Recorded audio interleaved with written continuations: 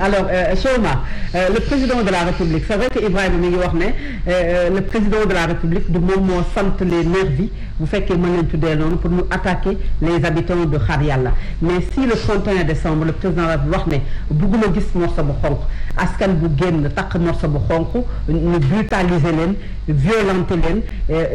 leen est-ce que du kaddu googu tey moom la nervi yi jëfee ba tax na bugguñu le président di romb kenn kuy ñaxtu wala kuy sol morso bu xonq. ma ne kenn mënu see génnee responsabilité Macky Sall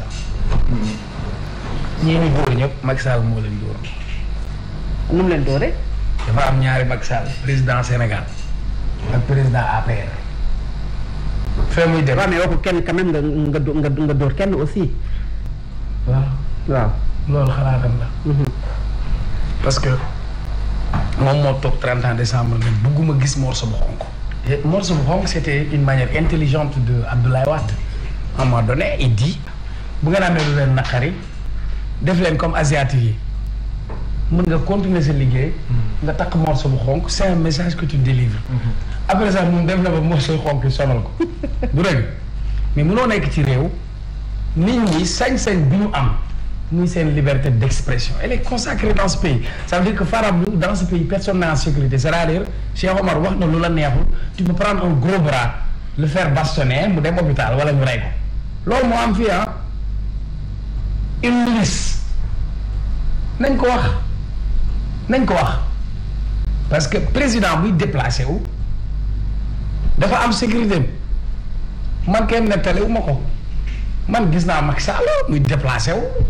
mais pour man Sénégal desatul mbër barki yàlla et punkal yu toll ni bâtiment président si boppam bi ñuy ñëw Pikine ma koy gis man bi ñu ne tëll Dominique li ma gis muy daw di ñëw ci mais c'est une traite quoi. Traite on prend de gros bras pour museler les gens on prend de gros bras pour tabasser les citoyens sénégalais pour man loolu c'est gravissime. même ci manifestation yi passé da ngay gis ay punkal ñuy ñëw ne la ñiixtee ci koo xamante ni amul lenn lu koy mandargaal ni ci police la bokk wala gendarmerie lan moo tax nga war a dox ab punkal ñëw di la ko def pire encore des enfants yi taxaw seen balcon ñu bind non au 3e mandat auto police bi ñëw yéeg ci kaw jàppale tout le monde l'a vu mais la police sénégalaise war nañu wax nañu expliquer. Est-ce que le Sénégalais il n'a pas le droit de mettre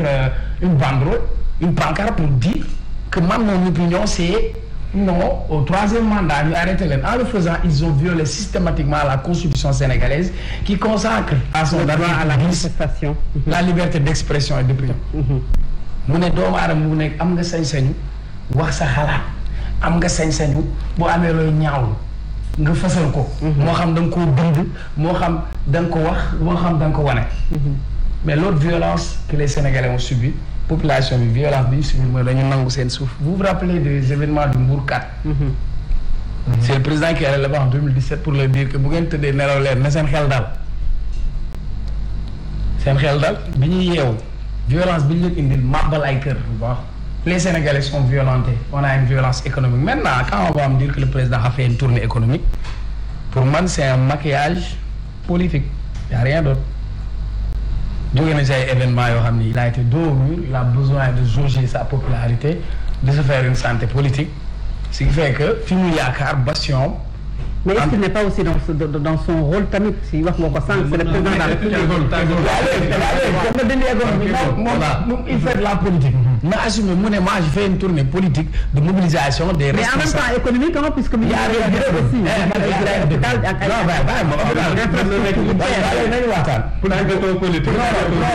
man damay wax rek li ma gëm laay wax. moi je dis ce que je pense. Un hôpital, le ministre aurait suffi pour dem inaugurer. Vraiment. Qu'on me fasse un hôpital à Agnam, j'applaudis. Nous devons faire un hôpital Ourossogui, j'applaudis. Que Sénégalais ait accès à la santé, je dis bravo monsieur le président, c'est bien. C'est bien. Mais ça ne doit pas être un prétexte. Sénégal, l'UNITEC pose première pierre, def manifestation, mobiliser, t-shirt, etc.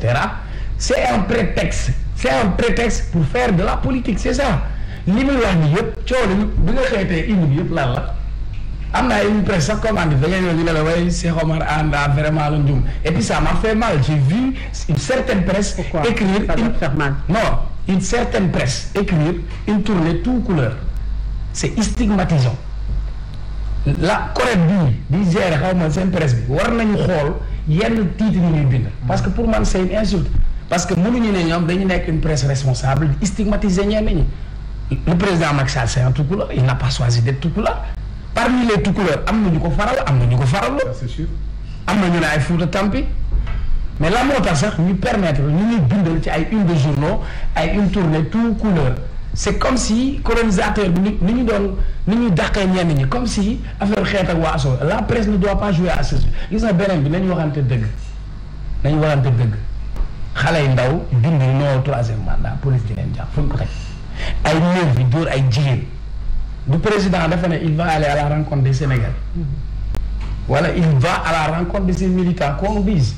parce que ki nga xam ne am na jafe-jafe musul gis président mënul am audience occasion rek la am bu ko président rombé mun na ko sëñ bi góom bi moo fi nekk ndax réew mi fépp foo laal day métti fépp ay góom la bu fekkee ne dañu bañ nit ñi wax leen ko ngay muselé ay nit ñi ak xañoon leen ay liberté moo fi indiwal li passé violence bi jiitu nag mooy la violence économique sonn nañ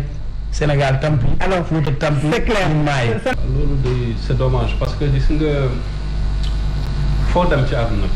loolu c'est élémentaire mooy liberté d'expression ci kaw nit gis nañ barki dem rek manifestation biñ fi autorisé nu mu demee coow jubul parce que loolu mooy réalité nit boo ko responsabiliser rek da nga ko sas ku ne boo nekkee ci pouvoir surtout nga am responsabilité bu toll ni jiite réew jàppal ne ñi la fal rek boo delloo ci élection déjà minorité lañ ci dëkk bi ñi la fal ba pare nekkaat ci biir beneen minorité encore mooy que ni boo xoolee ñii di voté yëpp tolluwuñu nenn ci askan donc ce qui veut dire que ni y a des millions de personnes yoo xamoo ñoom fan lañ toogee soit yow lañu àndal wala ànduñu ak yow donc il faut ñuy nangu di déglu nga ñëw ñuy lay wan ne kontaanuñu jàppal ne mën na bañ a nekk sax directement ak yow parce que Saint-Louis le problème yu bari fa barki dem seen stade bi donc ak avenue boo xam ne dañ ko bëggoon tuddee et cetera donc il y a des divergences yu fa nekk par rapport ak peut-être maire bi ak ñenn ci waa askan bi par rapport ak ñi nga xam ne aussi kontaanuñu ci njiitu réew mi ni muy doxalee mais dañ leen di déglu loolu mooy grandeur. les acteurs de la pêche du tourisme parce que Ndar ku ko wax ne napp gi ku wax Ndar wax également tourisme dégg nañu sunu ndaw Babacar Niang bi nga xam ne moo fa nekk samedi direct bi mu def moom mooy point yooyu bokk na ci jàmbatu askanu Ndar ak ñàkk xëy ndaw yi ba pare gis nga seen nappkat yi jóge woon foofu di ñëw ba ci côte yi di xeex ak ñeneen parce que dañuy ñëw di nappi feneen wala ñu dem Mauritanie ñu tiré seen kaw et cetera am nañu aussi problème mu inondation bu grave bu fa nekk ak aussi avancé géej et cetera donc y a énormément de problèmes yu nekk Ndar bu fa président di ñëw il faut ñu accepter di critiquer gis nañ sax réew yu gën a développé suñu bos ñu fay dóor wala di saaga président donc loolu dafa nekk loo xam ne àdduna buy dox tey accès ñoom li ñuy def risque bi ñu war a gën a bàyyi xel mooy bu élection présidentielle amee président bi day dox di xuus ci biir nit ñi di leen nuyu foofu lu ne mën na ko faa fekk tey nag bu fekkee da nga ñëw ci dëkk yow ñii lay tertu si parce que nekkul ne dañu ñëw pour wax la eskay am na si ñoo xam ne aussi seen ay doléance moo leen indi déglu leen te kaawu nervi yooyu foog ñu régler ko parce que c'est un mot boo xam ne kenn xamul fu mu jógee commencé di bëri si des gens yi nga xam ne dañuy xaw a costaud tuuti ñu jël leen nga gis leen même événement yi fi amoon dernièrement ñuy nekk ci ay pick-up wala di dox ci mbedd di dóor ay xale et cetera ñooñu risque biñ ñu mën a indil mooy xam nga violence day woo violence tôt ou tard beneen camp bi tey yow boo nekkee ci beneen camp politique nga gis ne chaque fois sa ay nit bu ñu génnee dinañ ñëw néewal leen doole dal seen kaw mais yow di nga mës a jóg fagal et bu boobaa loolu day indi problème mooy que nit di nga créer yow it beneen groupe boo xam ne dinañ nekk di fayonte te doo xam fu muy yegg ñooñu yoon dafa am ñu ko moom yaay une violence entre guillemets bu ñu ko mënoon wax légitime wala légal boo xam dañ koy permettre un homme de tenue par rapport ak situation mais un civil boo xam ne dafay ñëw sol tenue ba pare am sañ-sañu di dal ci kaw nit parce que kooku àndul ak moom ki mu àndal loolu c'est extrêmement grave ay xel la yoo xam ne war nañ ci gën a bàyyi xel di ci def attention parce que tournée bi day door a commencer te fa mu jëm foofu lay gën a metti gis nga seen Fuuta Tampi boobu nañ ci bàyyi xel buñ fa duggee foofu mën na fa gën a metti parce que aussi nit kenn mënut a wax lépp mais y a des gens yi nga xam ne tey ils sont prêts à tout te faut jamais pousser les gens à bout ñuy ñëw di jéem a fayul seen bopp. di créer violence sëñ Bamba tey ñooñu nga xamante ne ñoo doon manifester ñi ngi dëkk quartier bu ñu wax xaar yàlla ci Tëngéej ci fa nga xam ne moom mooy Ndar Géej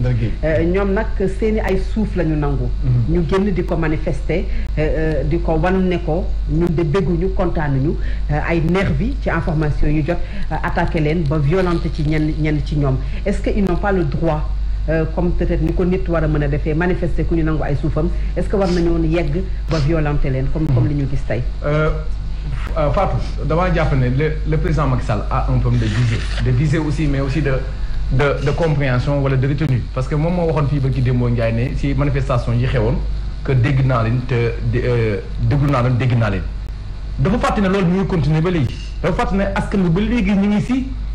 période bi nga xamante wala ñu ngi si phase bi nga xamante ne mooy dëkk bi métti na ñuy wax ne Sénégal ñuy wax ne sax Sénégal léegi Tampi parce que li kenn waxatu Fuuta Tampi léegi Sénégal Tampi la ñuy wax moom ba muy génn woon naa bàyyi xel ne moom moo waxoon ne dégg naa leen te déglu naa leen que ba léegi xam naa ne li ñuy jàmmat mooy wàllum xëy wàllum liggéey ak problème mu coono àdduna. mais est-ce que loolu nekkul ci indi pexe nag bu fekkee ne ma ngay inauguré teg. léegi nag Falaye merci beaucoup merci que nga yóbbu ma foofu mooy moom dafa waxoon ne lan tournée économique la wax. dans son libellé loolu la wax. ma jàpp ne tournée économique ñu koy wax aussi tournée promotionnelle c'est-à-dire tournée économique boo ko toppee si lettre mooy nga jël benn produit nga jëm ko fexe ba économiquement nga jëm a def sa promotion wala nga jëm a fexe dem gisante ñi nga xamante ñooy les économistes mooy commerçants yi mooy bailleurs de fonds yi nga mën a jokkoo ak ñoom mais dafa mel ne loolu gisuma ko si kii bi au contraire li ma gis mooy tournée politique boo xamante ne nag comme ni nga ko waxee violence appelle violence parce que boo ñëwee yow. mais il est en train mi ngi inauguré ay infrastructures routières hospitalières. ma ne comme quoi waaw comme quoi jox ma ay exemple comme quoi au contraire on a vu que bu ñu demee si ni nga waxee sànq ay Saint-Louis wala fii Fouta ñu ngi doon proposé ay ENO ay espace numérique ouvert yooyu yëpp. comme quoi inauguré nañu hôpital numéro 1 bu Agnam. ma ne li ma si gis mooy. d'accord toujours inauguration waaw d'accord toujours inauguration yow moo xam naa ne je te comprends que tu as toujours l'avocat waaw je te comprends mais j'ai envie de vous dire pendant que xale yi toogee di xaar liggéey nga wax inauguration c'est grave. moment bi xale yi toogee di xaar ma ne moment bi xale yi toogee xaar nga yóbbu leen fu ñu liggéey ji ngay jóg a wax inauguré cela veut dire qu'on est trop en retard xale yi li ñuy xaar mooy nga jël seen loxo yóbbu leen ñu liggéey mën a yóbbu seen kër lu ñu mën a dundee xale yi li ñuy xaar mooy nga proposer ay emploi yoo xamante leer na ne seen avenir ñu ngi jéem a rajee mais ku feebar aussi faju ci diwaan bi nga dëkk aussi c'est important foofu ñu demoon fàttali ne Linguère foofu la amoon hôpital boo xamante ne amoon na ay xale yu fa faatu woon mu fàtte loolu ba lay boole ko si beneen aussi mooy ñi nga waxi tournée économique ma ne boobu léegi ñu ngi gis que politiciens ñoom ñooy jàmmaalo seen biir pour lan pour des assises pour lan pour que ku nekk jéem a xool ñooy mën a gën a toogee ma ne bu fekkee tournée économique la wax na gën a bàyyi xel si économie boobu lañ koy xaaree parce que réew bi nag nekkatul Fuuta Tampi mais Sénégal Tampi la mooy le président Macky Sall il faut ñu jéem a bàyyi xel ne lii muy def yëpp di jéem a fexe di gën a andiwaat basam di jéem a fexe gën a mobiliser waat di jéem a fexe di gën a naxaat askan bi si ay proposition ak ay dig askan bi xaar ñu loolu moo tax violence bi nga wax ni du jeex te dinañ ko xaar dinañ ko déggal feneen yéenewul lañ ko nag mais askan bi ñoo maar askan bi ñoo sonn te nag gis nga butéel bu demee ba fees dell bouchon bi sañ bi dafay buy pët du ko tey foofu la askan toll dañoo toll foo xamante yanaa ma am partout au Sénégal. Ibrahima tournée économique lan la ci nervi di wut parce que dañu tàmbali dégg le mot nervi bu bëgg a booy ci nopp Sénégal yi ab diir mi ngi nii déggoo nañ fi les marrons du feu tey ñu ñëw ak des nervis yoo xamante ne attaqué ay manifestants yu doon manifester bu légitime nag parce que seeni suuf la ñu nangu ci quartier ba ñu dëkk moom mooy xaar yàlla. waxu nervi moom fa lay njëkkee xaw ma ci ban anam la ñuy sukkandiku ba suñu politiciens yi ka muy pouvoir ka muy opposition gis nga souvent on dit nervi mais opposition bi yor nañu nervi pouvoir bi yor nañu nervi te ñi ñuy tuddee nervi ñoo war a njëkk a bay li ñu leen di utiliser ak li ñu leen ko liggéey loolu nervi mooy koo xam ne am na doole soit ay garde corps professionnel soit ay nit ñoo xamante ne ñii leer nañ ne mën nañoo protéger ñu waxaale ak ne leen dafay journée nangam keneen ke aussi wute ay nervi suñu demee ba jàmmaarloo ñu jàkkaarloo loolu je crois que du métier boo xam ne diñ na ci ab nit ñi loo koy woowee. ñaari mooy xar yàlla dafa am man dama yàgg topp wax yàlla leen seetaan déjà fi ñu dëkk situation lotissement bi fa nekk ak assainissement bi rek ça pose problème ñu jëlee leen foofu yóbbu leen feneen ñu taxaw di casser des doléances occasion lañu doon jàpp parce que gis nañ ni président commencé première tournée économique bi à Kaffrine gis nañ ne am na ñoom ne daje na ak ñoom jël seeni doléances waxtaane ko en direct wut ci saafara mais ñoom ils ont vu que loolu am na ñu gis ne bi mu demee Pikine Saint-Louis waa UGB am na ci quelques étudiants yu ko intercepté joxe seen mémorandum wax ak ñoom. mu taxaw déglu leen mais waa xare yaa tamit système boobu lañ bëggoon ñu pour bu fa président jàllee ñu wax seen i doléance wax seen problème pourquoi ñu bañal leen ko pourquoi ñu nangu ko ñi nga xam ne jot nañ koo def sans opposition. bañal ko ñi nga xam ne ñoom problème bu suuf la ñuy kaas ak mu nekk benn nombre de population boo xam ne c'est une population très conséquente. Le deuxième point est-ce que le président a donné l'ordre bu dee am na dañuy supposer nervi bu fekkente ne am na est-ce que président moo wax nervi yi ñu jëflante ak population boobu parce que je crois que bi ma commencé tournée bi ba léegi dafa créer loo xam ne peut-être du lu bees laay wax sax mais li nga xam ne defoon na ko ba muy laaj réew mi wër na Sénégal 3 fois de suite di saafonteeg nit ñi dafa créé waat loolu gis ne am na loo xam ne askan wi dem nañ ba ne ko da ngaa sorewoo ak sa askan mu jàpp ne à travers tournée économique bi mën na créer link boobu kon kooku yaakaar naa du jox ndigal ay nervi parce que ñuy song ay nit et je crois que ñooñu waa xaar yàlla yi bëggoon jàllale seen information président nañ xam ne seen information jàll na parce que réseaux sociaux yi boobu ba léegi bi coono amee ñëpp a koy waxtaane donc c'est une occasion de cette manière la war a jàllee warul jàllee noonu laa wax ma ne warul jàllee noonu violenté attaqué moo tax ma ne la ñee doon bañ waa xaar yàlla ñu wax seen i doléance ba tax ñu leen di violenté tey ji am nañ beneen problème mu xaar yàlla siiw na ci àddina ñëpp a koy waxtaane ci presse bi ñëpp a koy waxtaane ci réseaux sociaux yi président dinañ ci jot après ñoom ci seen bopp nervi yi donc ñoo doon jéem a protéger pour bañ président gis lu ko naqari dañuy indi président beneen problème c'est pour dire que le président aussi doit prendre ses responsabilités te nag mënuñoo tourner président mënut a génn ci dëkk sa waaye dem du bu dana gis bor su ko xonq par A ou par B mënut a dem ba jeexal te du gis koo xam ne gis na lu ko naqari kii fu mu amee lu ko neex kii am na lu ko naqari donc li ma bëgg a wax rek mooy il faut qu'on respecte les citoyens sénégalais yi nga xam ne ñoom à travers seen i ñaq dañuy jël di ci jox suñu autorité politique yi ak administrative yi ñuy jiite seen i li ñuy dundee c'est l'argent du contribuable sénégalais moom moo yor lépp loo xam ne mooy privilège ci ñu yor nguur gi loolu nañ koy bàyyi xel kon tey jii ki nga xam ne moom mooy gën a ñaqam dina ko jox ngir ngay gën a saytu sécurité ngir ngay gën a saytu nekkinam kooku soo amee lu ko naqari soo amee occasion jàkkaarloog yow même bu fekkente ne lu mel noonu am na président ci saa si la waroon ay information wala mu jot ko parce que il fait partie des hommes les plus renseignés au Sénégal xam na li xew war na ci wax bi may daana lan mooy inauguré tali inauguré hôpital inauguré inauguré ay tronçons je crois que lépp lu jëm ci inauguration mooy loo xam ne def nañ ci pose première pierre loo xam ne génne nañu ay milliards créé ko teg ko ci tali bu paree économiquement fluidité des transports day am fluidité de la population day am hôpital niveau 1 bu ñu ko inauguré et j'en passe loolu bu nekkul ci économie loolu moom bu bokkul ci économie xaw ma lan mooy du moom kese parce que les leaders de l'opposition également ku nekk yaa ngi dem ci gox boo sentir ne war nga gis ak askan wi waxtaan ak ñoom pour peut-être programme bi nga leen di jox. ah ñoom nag gis nga opposition boobu war nañoo wax président Macky Sall merci parce que bu président jógutoon day dugg ci àll. mais avant président di jóg quand même am na ci leader opposition bi ñoo xam ne donc laa fi gis muy dugg ci àll dem ci béykat yi dem ci nappkat yi. y en a qui ne communiquent pas ça aussi. ah non opposition kii la. ay opposition non am na ñoo xamante ne ñi ngi dem ñi ngi dikk mais du ñu ko siiwal comme peut-être ni ko ñeneen ñi di siiwalee. gis nañu lu ñu gis nañu xam. Sénégalais moom wan ko lu mu gis ay ñoo ngi dem ak ñoo ngi porondoo ci suuf ak dañu def ñu gis bugaan dafa dem ba ci àll ba dem ay Potou ay Jolof ak ay Ñaay ak naan seen ñàmb yaa ngi yàqoog seen carotte yaa ngi yàqoog parce que d'accord loolu gis nañ ko dem na ci mbënd ma joxe fa ay moto pompe ak nangam bu daa def ñu gis ñu wax opposition boo xam ne opposition communiqué moo fi am Diop Decroix mën na wax kan moo ñu mën a wax ban mairie la Diop Decroix di wut ban mobilisation ak ban base est-ce que laaj nga ko pour non opposition bi laay wax waaye yow mosuma déggee mairie bi la soxla mais laaj ko quoi exemple laa la jox communiqué de presse ak point de presse ñaari ba mooy ñoom nañ wax président Macky Sall jërëjëf parce que bu président Macky Sall jógutoon dem ci nit ñi moo leen yee pour ñu dem ci nit ñi. dañ ne ñu ngi taxawaay bu politique du Sénégal nee na dañuy def tournée dañu yóbbaale programme li Bamba li Bokar wax programme bi ñuy présenté askan wi gars yi ñëw fa ci mais programme boobu ne fu ñu demee Macky Sall tampi Macky Sall nangam Macky Sall fu mu dem inauguré tali inauguré oto autopont fu mu dem inauguré hôpital fu mu dem inauguré ay centre moom tam ba fale ba léegi day inauguré rek bañ ko fale ba léegi day inauguré rek kon kañ félicitation waaw ma ne non inauguré boo xamante ne yow tamit que la tool je veux dire que li may xam nga ko non mais inauguré boo xamante ne c'est que des pots de pierre président bi ko inauguré mais macha Allah kon yow tëjal nga ma wax xam nga li may wax c'est pour la forme xale yi gis ñu liggéey dégg ñu liggéey Bamba s'il te plaît Fatou Abdou s'il te plaît xam nga lan la hôpital bi nekk Kaffrine je crois inauguré nañ gis nga Kaffrine Kër Ndanga 70 kilomètres inauguré nañ ko boo demee ci Fouta bi